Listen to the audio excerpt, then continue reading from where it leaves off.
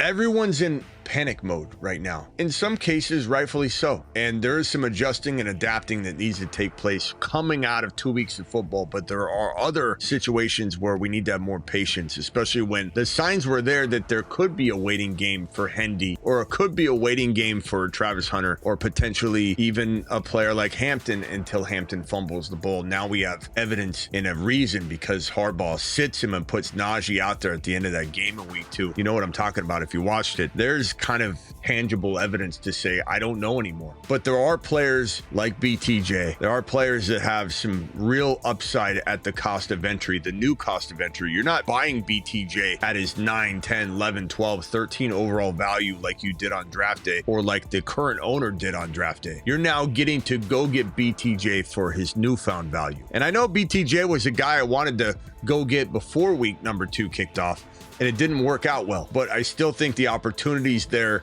to get him at an even cheaper price tag now for those that didn't get him, for those that don't own him, and a couple other players we're going to go over that you should go get walking into your week number 3 fantasy football leagues.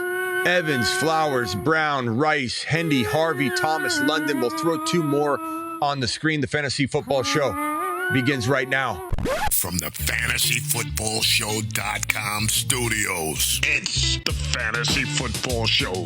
Monday through Friday, 8 p.m. Eastern. Smitty is also live whenever news breaks. I get it. Brian Thomas Jr. has disappointed greatly. I get it. T. Law has disappointed greatly. I get Liam Cohen worries the hell out of you. The Jaguars worry the hell out of you. But I do believe there's still tons of upside and reason to go get BTJ, because now he costs you literally nothing. Now he costs you Keenan Allen in some cases. I see people getting rid of Keenan Allen on the low, or a James Conner, or someone of that nature, a Javonte, which I could understand wanting to keep Javonte over BTJ. I really could, especially if you need a running back or you don't need a wide receiver. But if you got a surplus, you're not even sure how to use Javonte, you're putting another player on the bench that you're uncomfortable putting on the bench, then you do need to maybe swap some talent somewhere. A Tet McMillan, yeah, you might like Tet more than BTJ. I get that, but BTJ's worth the gamble. If you want to take a risk, you need to take a risk. You need something. This is one of the better buy lows in fantasy. He had a wrist injury in week 2. Now we got to monitor that throughout the week. There is a risk of that injury becoming worse, but I think it'll probably become better, and he's worth the gamble. And I think that Liam Cohen's got to figure out a lot of things. They got to get this man the ball. He was the number 4 wide receiver last year.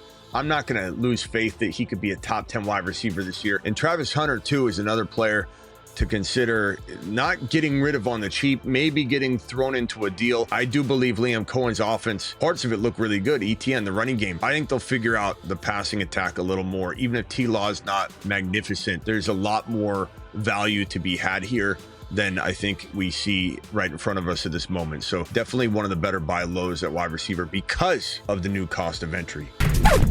Lots of concern here. I understand, but the shoulder injury is still bothering him. Tough defense in week 2. We've seen players do well. Garrett Wilson, 100 yards and a touchdown in week 1. He's untouchable. He's a top 7 wide receiver. We loved him. So we look like geniuses. Then week 2, concussion to Fields, offense collapses. Now Garrett Wilson's trash. Like, we got to remember what 1 week can do, let alone 2. And London still has the upside of a top 5 to 10 wide receiver. But the good news is, if you want to go get him, you're buying him well at the end of that value range.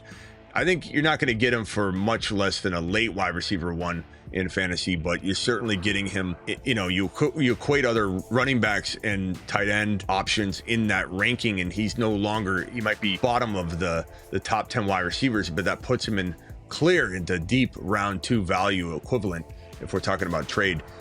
I'm very much going after London at late 2nd, early 3rd round equivalent trade value. And I think he could absolutely produce top 5 to 7 wide receiver numbers going forward. And keep in mind, if you take out last week, use week 1 and use the 3 games that Penix Jr. and London played together. I'm taking out week 2 because it was such a tough matchup and he was dealing with a shoulder injury. But you take week 1 and the 3 games in 2024 that Penix Jr. and London played, and London had to be in the top 3 or 4 in the league in targets with his quarterback. I mean, he was getting force-fed by Penix Jr. And so, you know, we saw that, and I actually have the data here from last year So last year, red zone targets, top 5, target rate, top 5, air yards, top 5. But on a 3-game pace with Penix Jr. last year, the guy was on pace for 221 targets, and then going into week 1, got a ton of them. I think this is one of those deceptive situations where people are going to overreact, and I'm definitely buying on London at what looks like it will be late second round, top of round 3 equivalent trade value. That's a home run if you need a wide receiver 1.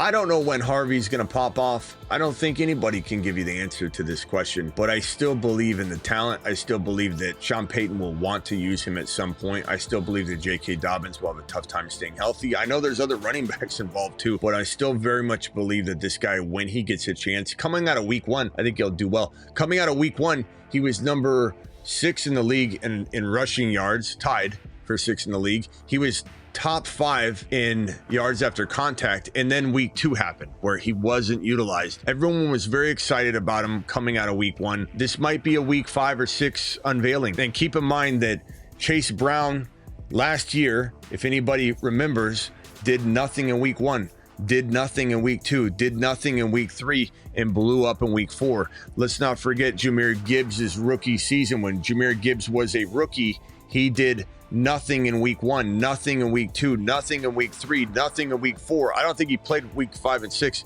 So nothing in 5, nothing in 6. And then in week 7, Jahmyr Gibbs was a top 2 running back from that moment on through the remainder of the season. I don't know what's in store for Harvey, but at his new cost of entry, and again, he has a new cost of entry. It's called free. You get him thrown into a deal. I'm all in at that new cost of entry. Everything I just said about Harvey, apply it here, but even with more confidence that it doesn't need to be later in the year. It could be still week 4, just like Chase Brown. It could be week 5, does nothing week 4, goes crazy in week 5. It also could be week number 3 still. It's possible that this guy goes ballistic at some point. And he's the number 1 player on his team. He's the most talented weapon on his team, and he is a weapon. And he went crazy in the preseason as their featured guy, and he was scoring left and right. We call him House Call Hendy for a reason. What I like to think about with Hendy is Bijan, his rookie year. And I don't want to say that to have you freak out and go, well, wait a minute. He didn't really get used right all year long, Smitty. But Bijan was still running back number 9 overall his rookie year, if you remember that. Even though he struggled, he was still running back 9. And I think we might be looking at that type of output for Hendy at some point. But Bijan right now is what we thought he was. And I know people are going to say, Smitty, maybe you're right, but maybe we are waiting a year or 2 before we see it. I don't think so. There's nothing standing in his way. Stevenson looks good, but I don't think that they're going to ignore the talent here. And he got benched reportedly because he had 3 holding calls, and they're punishing him. Everyone keeps saying that. Everybody knows that. It's very, very common knowledge at this point. But I don't think that they're going to hold that against him for very long. This is a high draft capital player.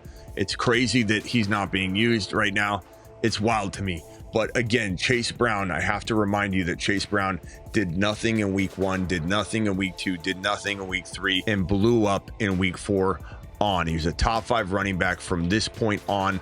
I think that's the same trajectory here. And again, this is all new cost of entry. He's not going for 3rd or 4th round value. And keep in mind, Gibbs was in the same boat, drafted in the 3rd and 4th round, and he didn't do anything till week 7. I don't want that outcome for him, but it could be possible. And everybody's going, I can't believe I drafted Gibbs. Smitty, I'm unsubscribing to your channel. We might see, and no one said to draft him that high. Some of you went and drafted him on your own way too high, and I told you not to because we had to bake in the possibility that a slow start was present for Hendy, and we are in fact looking at a slow start. But some of you didn't want to listen because you were so excited about the hype. But just be patient with him if you have him, and buy him low at his newfound, insanely, ridiculously cheap 5th, 6th, 7th round equivalent value. Some people are literally giving him away, so go get him. Love Zay Flowers right now. Lamar scoring 4 touchdowns on Sunday in week number 2, and none of them going to Flowers has his owners freaking out a little bit. But what I saw in week 1, what I see of him and how he's being utilized, they're running a lot of different personnel than they're used to running. And so we're seeing Flowers kind of all over the field and playing in the slot. And there's just a lot to like about this situation. So go get Flowers right now on the cheap. He is an excellent wide receiver 3 that can play like a wide receiver 2 at times. I'm very intrigued by Flowers, and this is coming from somebody that says Lamar Jackson does not produce top 20 wide receivers, because he doesn't. But I think we're looking at a potential steal, at least at the cost of entry. Love me some Mike Evans, who was covered by Stingley in week 2, and he still did well. He's manhandling Stingley, and this is a beast. I still love Egbuka, and that doesn't change my Egbuka stance to say that I like buying Evans low. Baker can feed both of them. I do believe Evans could be one of the best low-end wide receiver ones, even though Egbuka's in that realm too. You can have 2 wide receiver ones. You could have 2 players that finish 11 and 12, 10 and 12, 12 and 5. It's possible under Baker's production, easily. So Evans could be a low-end wide receiver one of the cheapest ones you can find. You struggling at the wide receiver position, this might be your solution, because you have to pay nothing near wide receiver 1 value. Having this matchup against Stingley was a blessing in disguise. Go get him. He could explode in week number 3. And then everyone's going to be like, I guess he's back, and you'll have him on your roster. Buy him now.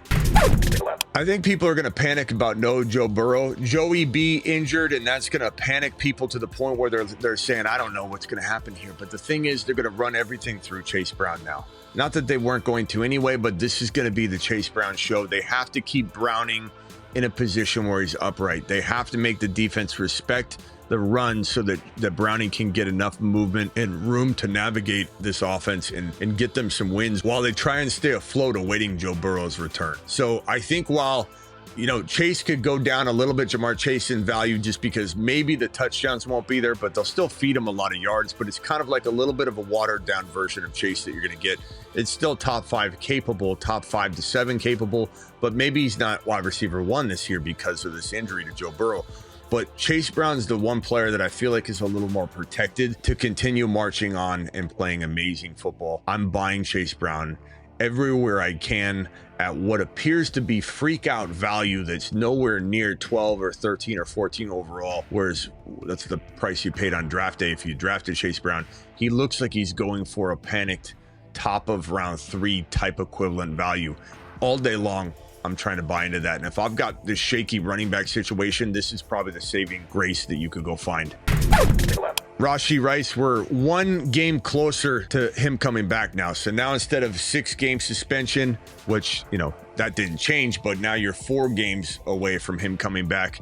That means that you're waiting a lot less time if you acquire him now, and this is a player that's going to win leagues once he's back. The wide receivers are volatile right now. You got injuries up and down. You got McCarthy injured. You got Joe Burrow injured. This might be a top 4 to 5 wide receiver per start once he returns. And let me tell you something. Mahomes is putting everything on his shoulders, carrying the entire team. And Mahomes said that he doesn't run during the year. He saves that for the playoffs, saves his body. He's a very smart quarterback. He's the smartest quarterback in the league. And he says he saves his body, and he's not right now. He's running like crazy because he has no wide receivers. The first thing Mahomes is going to do when Rice gets there, put his hands behind his head, kick his feet up, and have a nice day at the office. Stop running the ball as much and just feeding Rice all day long. This could be, if you can weather through the 4 weeks of no Rice, let's say you're 2-0 or you're 1-1, and you can win 2 more games and be 3-3 at least, or hopefully you're 4 wins, 5 wins into it, 6 wins you haven't made. If you qualify as a team that can stay afloat, go get this man right now, because you're going to get somebody that Mahomes is going to force feed, and he'll be a top 5 wide receiver league winner for all of those that are going to make the playoffs anyway. It doesn't matter that they don't have Rice for these next 4 games. Go get this man now. He will be a savior and league winner. And the guy that drafted him, you might say, oh, Smitty, he drafted him. Why is he going to wait 2 weeks and then send him to me when he did all the waiting so far? Because he might be 0-2. His plan might have changed. Go look at his team. Is the Rice owner 0-2? Probably they are, or they're 1-1. And so he will be cheaper and available when maybe that plan of attack coming into week 1 was different. But things change. And if you could get somebody, let's say you're trading a Javonte who you don't need, or a Ted McMillan who you don't need for Rice, maybe somehow they've got a Harvey too, and you get that person thrown in, you figure out a way to get some value, and that way you're not getting completely hit and you have some other hidden value somewhere. But regardless, go get Rice. Rice can win leagues. Ladies and gentlemen, This is the week 3 buy lows. Go get these guys. Wanted. They're the most wanted. The top most wanted outlaws. The Outlaws are on the run. These outlaws are on the run. Coming out of week 2 into week 3. I'm going to save these last 2 spots as I marinate on the topic and navigate the week. So we will be filling in these last 2 spots on probably a separate video somewhere. Appreciate every single one of you. I'll see you all on the next one. Don't forget, I'm live Monday through Friday, 8 p.m. Eastern, every single Monday through Friday, live whenever big news breaks on top of that. And then I'm also live most every single midnight Eastern here on the channel. And don't forget my Patreon, 24/7 live chat group, $10, cancel anytime, $10 a month. It's 24/7 live chatting. I'll see you over on the Patreon. Link is in the description. It's patreon.com/The Fantasy Football Show. But all my links are in the descriptions of all my videos if you ever need to find them later. Even the underdog link, promo code Smitty, if you want to partake in some midnight draftings. Play 5, get 50 using my link. The link's in the description. It's code Smitty if you download the app on your own in the App Store. And it says, how'd you hear about us? Put in code Smitty, get that, play $5, get 50 in bonus funds. I'll see you guys all on the next one, or at 8 p.m. Eastern, or at midnight Eastern, or when live news breaks, we'll be live. Appreciate you all.